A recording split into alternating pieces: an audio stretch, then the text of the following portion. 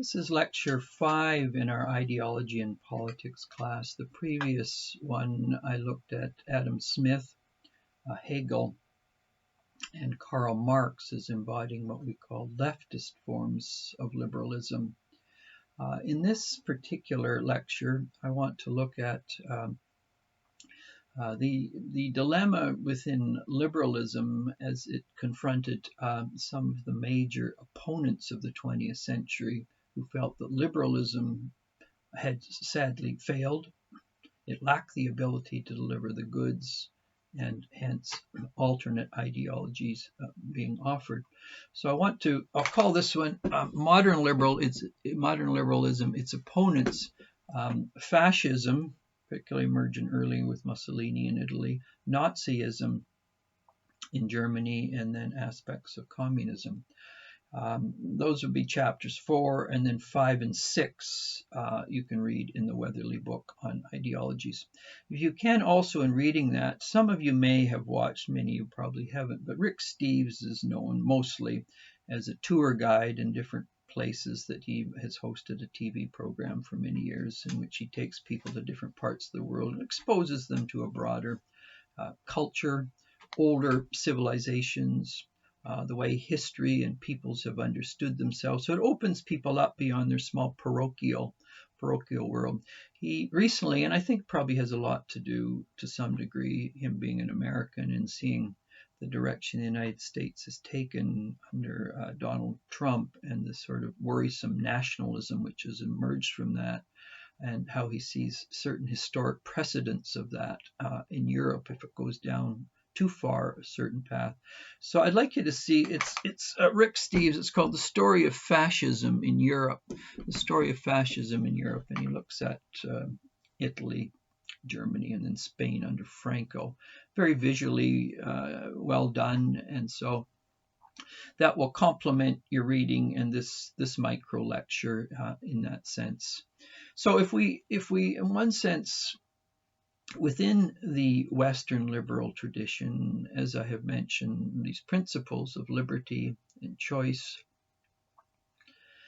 equality, agency are held high, conscience, a certain longing to expose injustices, and rightly so. These are all key elements of liberalism, but by the 1920s and 1930s, liberalism as an ideology seemed to falter and be found wanting. After World War I, many of the Italians who'd come back from war, they felt they were part of the winning tribe. They came back to no work. The economy was in a terrible state. Italy itself was in shambles. And so the question was, well, how do we as a people move forward? And so one of the tensions always of liberalism, and what is the relationship between the individual and liberty and equality and choice and the collective or the nation or the state? And it's in this tension often that Western liberalism has tended, going back to late medieval thought, as I mentioned, nominalism and voluntarism, has prized and held high the importance of choice and liberty as people exercising that as they see fit. And when it collides with the group, collides with family, collides with community, collides with the state, that they are given the priority in that sense to move in the direction they see fit. What happens in that sort of way of looking at life is often then the community or the nation or the state or the ethnic people are always play second role or second fiddle in that sense. But at times of crisis, when people are not employed, when a community seems to be fragmenting and in shambles, the issue then becomes, who is there for me? Am I connected to anyone? Am I related to anyone? What's the role of the state in assisting me? And so by the 1920s, certainly late 1920s, both in Italy and increasingly so in Germany, capitalism and the liberal democratic tradition seemed to have faltered and failed economically. It was not delivering the goods. The crash of the stock market in the 1920s left thousands of people unemployed. And so within sort of European ideological thinking, the issue is, well, you can't trust liberal capitalism anymore, because when you get the people competing in the marketplace, not only are some going to win, but some going to lose, but even the winners are going to lose under certain conditions if they have not used their freedom properly, in a way that thinks of the common good. And so by the late 20s and certainly by the 30s, the huge depression that had emerged had left not only people coming back from World War I rootless, unemployed. And so the question was, well, then how do we build an economy? How do we build a state? How do we reinvigorate ourselves to move forward? And this brought forward the notion of the individual as knit together within the greater community, the greater nation, the greater ethnic group. And so rather than being fragmented, atomistic individuals disconnected from anyone else, in fact, the argument was that peoples implicitly in a deeper level were in fact one with others, and they had to explicitly make that real. So the two great ideologies that had failed, of which then Nazism and fascism are going to emerge, was liberal capitalism had expired. It could no more deliver the goods.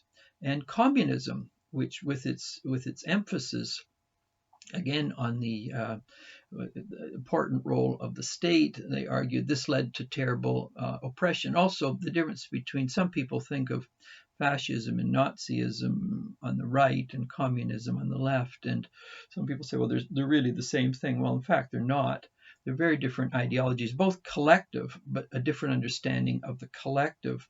Obviously, the left is about class, okay? Working class people, middle class people, and how do you overcome the dominance of the industrial, the entrepreneurial class, so the working class can be free and be equal with the middle bourgeois class. So the collectivism of communism is about classes above all else, and the state taking over the means of production. And so it's a class argument. Nazism and fascism are about ethnicity.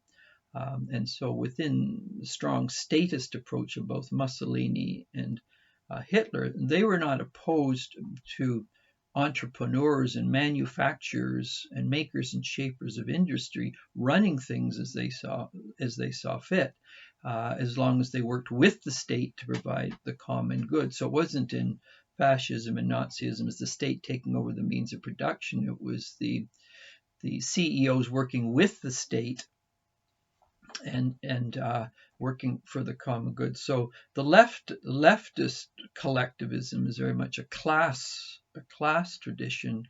The right is very much slips into ethnicity, as well as so the Italian people, the German people. Interesting, both and also on the right, it's a turn to tradition. So anyone who goes to Rome, for example, or is in Italy, or elements of where significant elements like Munich and other places, you look at these great testaments to imperial Rome, okay, or the empire that Hitler saw himself continuing. So it's a notion, whereas for Marx, he had no understanding of returning to tradition in that sense, whereas Nazis and fascists were about returning to the glories of the past and how they were going to embody and continue those great glories of Western civilization. And of course, it's a very distorted read of the tradition of ancient Rome, but certainly Mussolini and Hitler saw themselves as embodying those ancient traditions. And so that would be another important distinction between communism of Marxist variety and whether it's in China under Mao, or whether it's what took place under Lenin and Stalin in Russia, or Castro with Cuba, or places like that. They weren't necessarily going back to the great glories of the past and wanting to bring them back. And so often Nazism and fascism are seen as conservative movements, going back to the past and reviving it for the present and the glory of ancient civilizations, whereas for Marx, it was a dialectical movement ever into the future. And so we were moving beyond the past versus revigorating the past and all the great thinkers and literature and culture and music of the past, and you bring it to bear. So the liberalism faced two great challenges. One from the left. I mentioned earlier that Marxist was a part of leftists, and Marx was. But as you move into obviously communism, even though claiming to interpret Marx, it certainly is. It certainly, in many ways, misappropriates Marx, which, and of course, many Marxists would argue both China and USSR were a distortion of the Marxist dialectic. But it was a class. It was all about class and the state and the role of the state in overcoming the class. So it wasn't about retrieving the greatness of the past. It was about moving beyond the past and the dialectic of history moving forward, and the optimistic view of history that was going to be brought into being.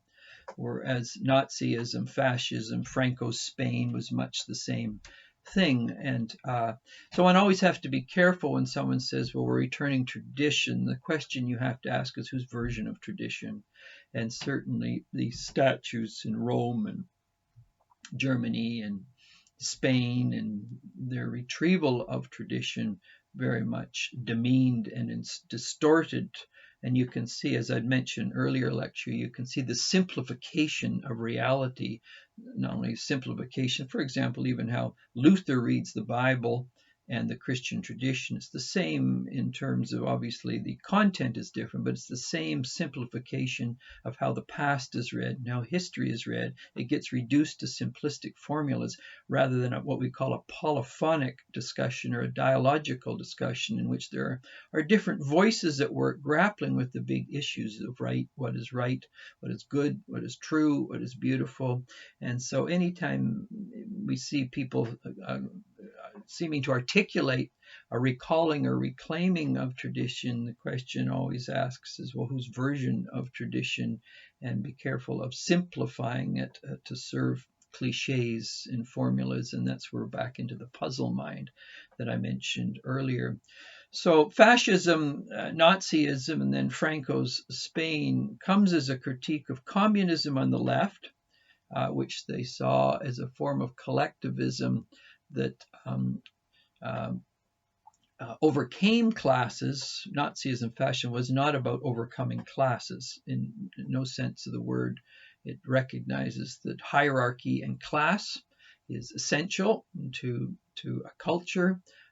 It was more about reclaiming Western civilization and the state working with the entrepreneurs to bring in a revival of civilization against the failure of the liberal democratic tradition and the failure of communism.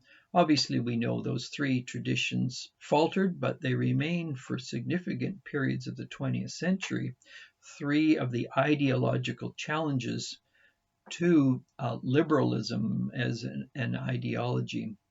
Now, obviously, those approaches to ideology and politics have disappeared. That season has come and gone, but the way of thinking has never come and gone. So we can see this way of thinking, as I have mentioned earlier, played out in the culture wars of the right, played out in the left. It's the same way of thinking that reduces how people interpret reality to almost bromides, to simplistic ways of understanding, comic book ways of looking at reality.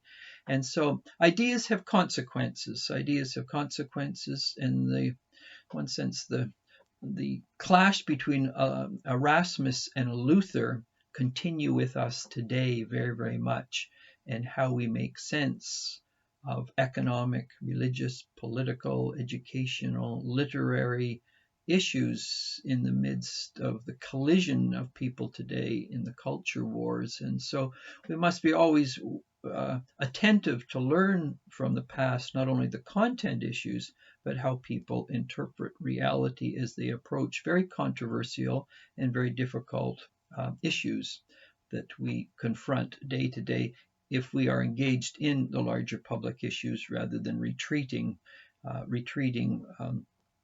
into little enclaves in which we shut out those issues, protect ourselves from the hard discussions of time, but in the process we shrink as human beings. And so these challenges of communisms of fascism, Nazism, and then the internal family clashes within the ideology of liberalism remain with us. And so in the next lecture, we'll move on and be discussing some of those, particularly the postmodern issues we face as we've moved from classical liberalism to the dilemmas of modern liberalism, the critiques of modern liberalism, and then the emergence of postmodern liberalism and the nature of what that is in its diffuse ways also.